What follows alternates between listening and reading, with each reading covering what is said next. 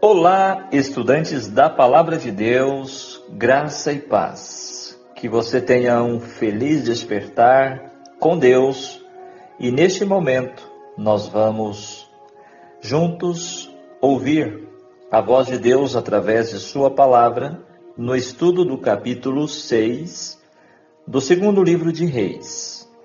Neste estudo nós vamos desenvolver nossa meditação, nossa reflexão no tema Veja com os olhos da fé e não temas. Mais um capítulo fantástico, um capítulo incrível, narrando as maravilhosas obras de Deus através do seu profeta, o seu servo Eliseu. Mais do que os olhos podem ver. Uma narrativa muito interessante. Quantas vezes você já parou para pensar no cuidado diário de Deus através dos anjos em sua vida? Você reconhece e tem sido grato por isso? Se nossos olhos pudessem ser abertos para isso, ficaríamos impressionados e com certeza nos sentiríamos muito mais seguros e confiantes no poder e cuidado protetor de Deus. A expressão "um com Deus é maioria". Você já ouviu esta frase? Um com Deus é a maioria. Defende que a força e a prevalência não vêm do número de pessoas, mas de sua união com Deus, que confere poder e vitória mesmo aos mais fracos, como ilustrado diversas vezes na Bíblia. Essa ideia atribuída a John Knox, que um com Deus é maioria, significa que quem age conforme a vontade de Deus é mais poderoso do que qualquer multidão desprovida dessa união.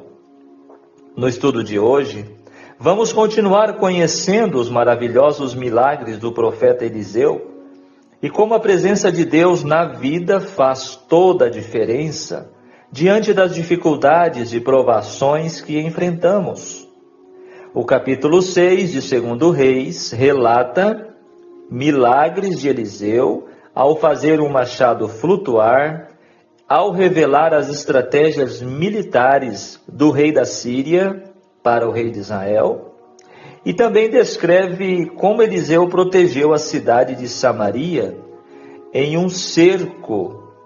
A fome foi tão severa que 2 mulheres foram levadas à prática do canibalismo. Olha que coisa terrível. Finalmente Eliseu promete o fim da fome e o povo da cidade foi salvo. Continue comigo. Neste estudo, aqui é apenas um resumo, a introdução. Temos muitos detalhes interessantes e especiais para você. Aproveite, deixe o seu like. Se ainda não é inscrito, inscreva-se. Compartilhe com seus contatos. Lembrando que você deve fazer a sua leitura no capítulo inteiro da Bíblia e deve também, você tem a opção também de acompanhar este estudo em texto para leitura através do blog que eu compartilho no chat deste canal. Ok? Então, vamos aos comentários principais deste capítulo dentro dos versículos. O versículo 1 começa dizendo que Eliseu estava dirigindo um grupo de profetas e um dia eles fizeram um pedido: o lugar onde moramos com você é muito pequeno. Você nos permite ir até o Rio Jordão, cortar algumas árvores para que nós construamos mais casas? E Eliseu então aceitou. E foram juntos, eles convidaram Eliseu, insistiram para que ele fosse. E em dado momento, usando o machado que era emprestado, conforme o verso 5 descreve, o machado caiu na água, caiu no rio. E então o jovem profeta, estudante de profeta da escola dos profetas, ele ficou desesperado, porque um machado naquele tempo era algo que não era assim tão fácil como hoje. Então Eliseu perguntou onde o machado havia caído, cortou um pedaço de pau, jogou na água e fez o machado boiar. Mas um interessante milagre que o profeta de Deus realizou.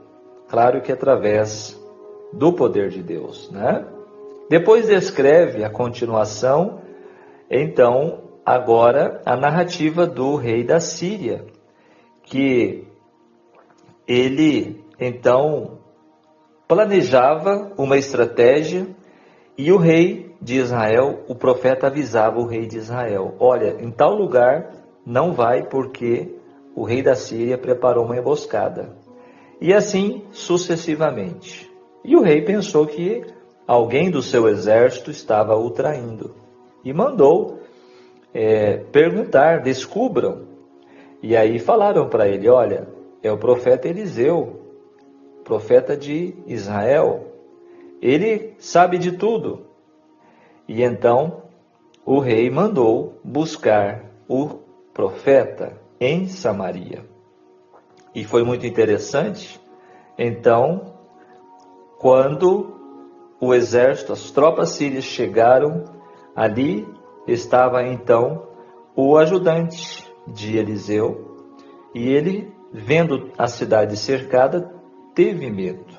E Eliseu então disse: não tenha medo, porque mais são aqueles que estão conosco do que os que estão com eles. E então Eliseu orou para que Deus abrisse os olhos de seu servo. E a oração foi atendida. E ali ele viu, ao redor de Eliseu, o monte estava coberto de cavalos e carros de fogo. Olha que interessante. E o desfecho desta história, deste capítulo, é também impressionante, porque daí Eliseu pediu para que Deus ferisse de cegueira o exército sírio. O que aconteceu? Levou eles para o centro da cidade. E então, quando os olhos deles foram abertos, eles pensaram: chegou o nosso fim agora. E o rei de Israel perguntou: devo matá-los? Não, disse Eliseu, de jeito nenhum. Dê comida para eles. Que interessante, Olha que realmente reviravolta aconteceu. E a palavra de Deus nos diz que por muito tempo, depois desta atitude, o rei da Síria não mais atacou Israel. Quantas lições, quantos ensinamentos nós encontramos neste capítulo 6. Vamos ver o que o livro Profetas e Reis diz para nós. Deus jamais abandonou seu mensageiro escolhido. Uma ocasião, durante a invasão síria, o rei da Síria procurou destruir Eliseu, em vista de sua atividade em alertar o rei de Israel quanto aos planos do inimigo. O rei da Síria havia se aconselhado com seus servos, dizendo: em tal e em tal lugar estará o meu acampamento. Este plano foi revelado pelo Senhor a Eliseu, que enviou ao rei de Israel, dizendo: guarda-te de passares por tal lugar, porque os sírios desceram ali. Pelo que o rei de Israel enviou àquele lugar, de que o homem de Deus me falara, e de que eu tinha o avisado, e se guardou ali, não uma nem duas vezes. Aqui começa na página 255. Disposto a se desembaraçar do profeta, o rei da Síria ordenou: vai, vê onde ele está, para que envie e mande trazê-lo. O profeta estava em Dotã, e ouvindo isto, o rei enviou para lá cavalos e carros e um grande exército, os quais vieram de noite e cercaram a cidade. E o moço do homem de Deus se levantou muito cedo, saiu, e eis que um exército tinha cercado a cidade com cavalos e carros. Apavorado, o servo de Eliseu procurou-o com a notícia: Ai, meu senhor, que faremos? Disse ele: Não temas, porque mais são os que estão conosco do que os que estão com eles. E então, para que o servo pudesse conhecer isto por si mesmo, orou Eliseu, dizendo: Senhor, peço-te que lhe abras os olhos, para que veja. E o Senhor abriu os olhos do moço, viu, e eis que o monte estava cheio de cavalos e carros de fogo em redor de Eliseu. Gente, que lindo isso. Por isso que no começo eu perguntei: você já parou para pensar no cuidado de Deus com seus anjos ao nosso redor? Este relato bíblico é para mim e você acreditar no poder e na proteção de Deus. Entre o servo de Deus e a multidão dos inimigos armados estava um grupo circundante de anjos celestiais. Eles tinham vindo com grande poder, não para destruir, não para reclamar homenagem, mas para acampar em torno e ministrar aos desajudados e fracos servos do Senhor. O que devemos aprender, amigo ouvinte, com essa história? Quando o povo de Deus é posto em condições de dificuldades e aparentemente não há escape para eles, somente o Senhor deve ser sua dependência.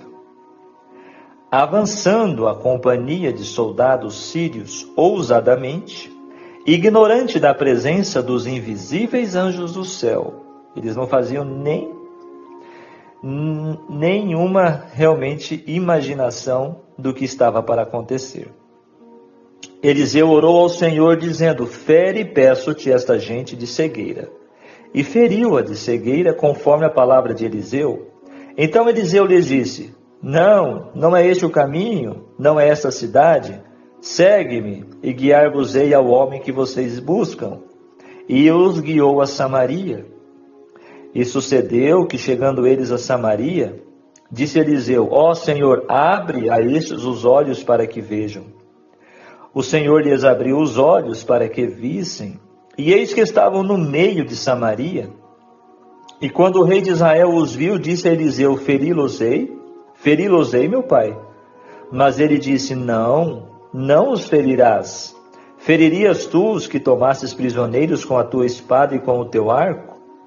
Põe-lhes diante pão e água, para que comam e bebam e se vão para seu senhor. E apresentou-lhes um grande banquete, comeram, beberam, e os despediu e foram para seu senhor.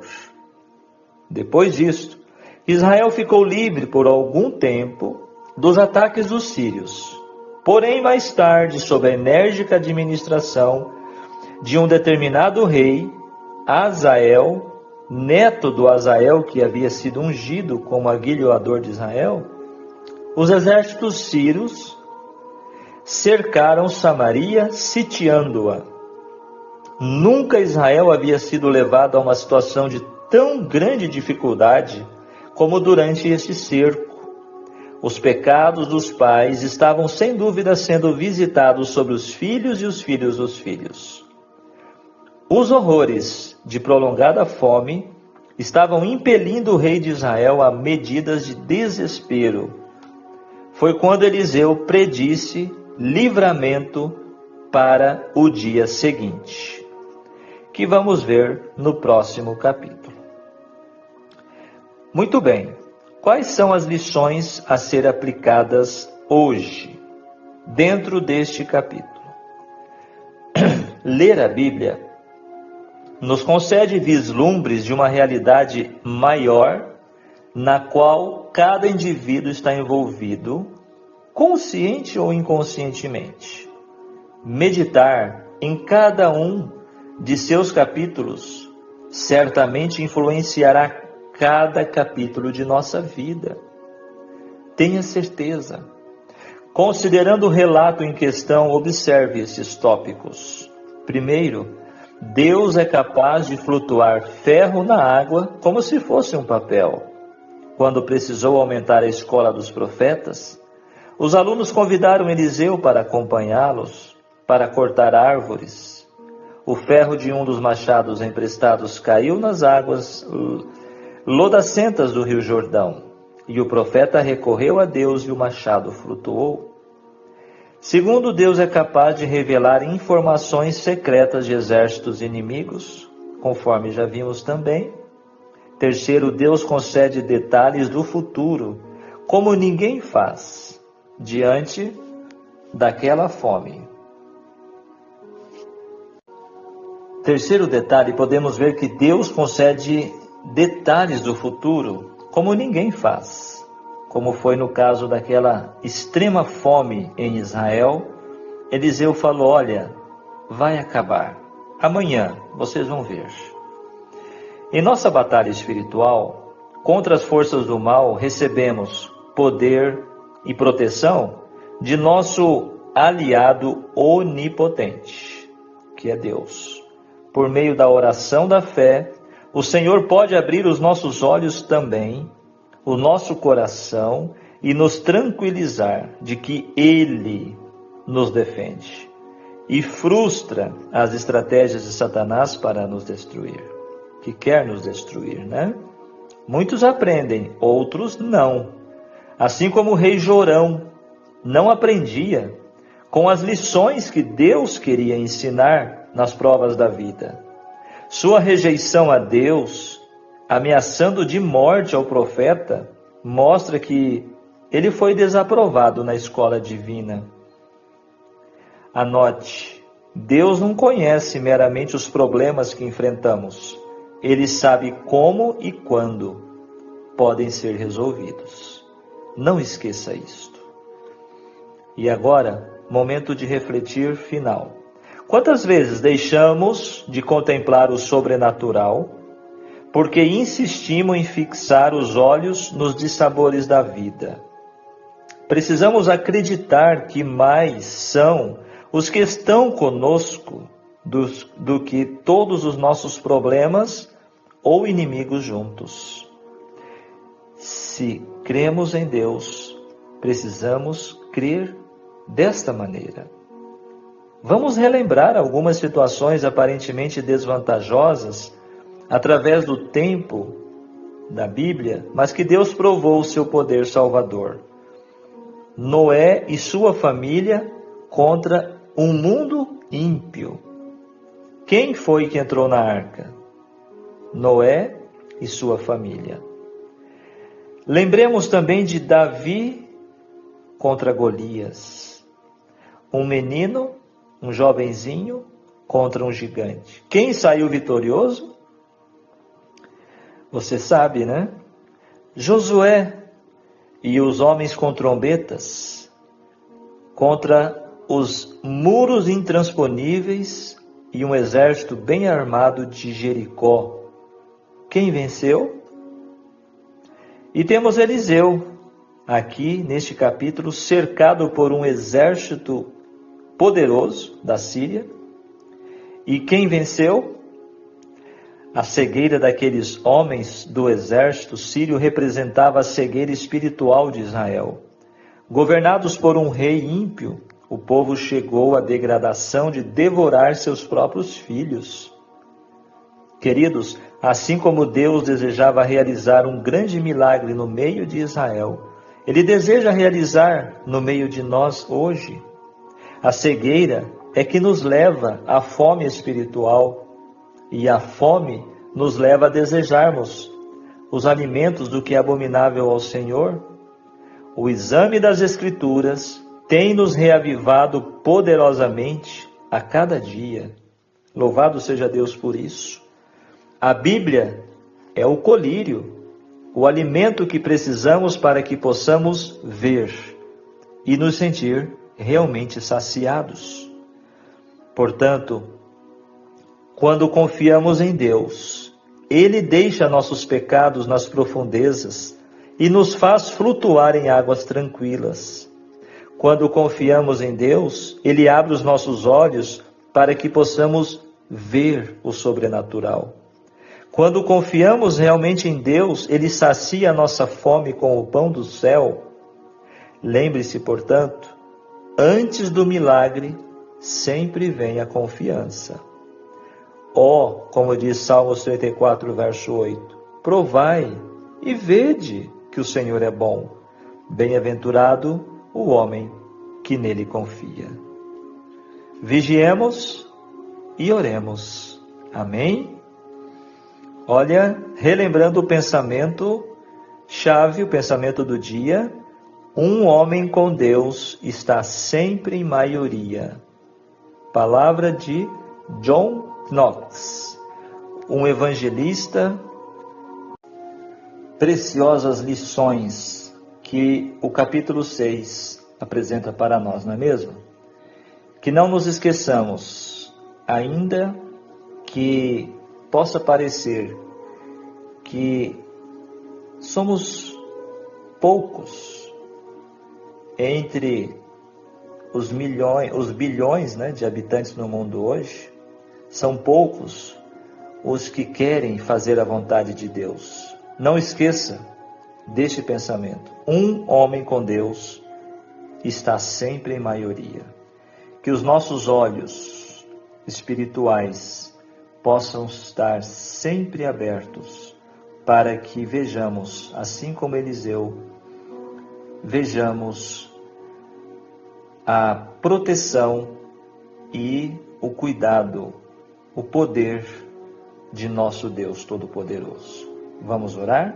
Maravilhoso Deus e querido Pai Celestial, te damos graças pelo dom da vida.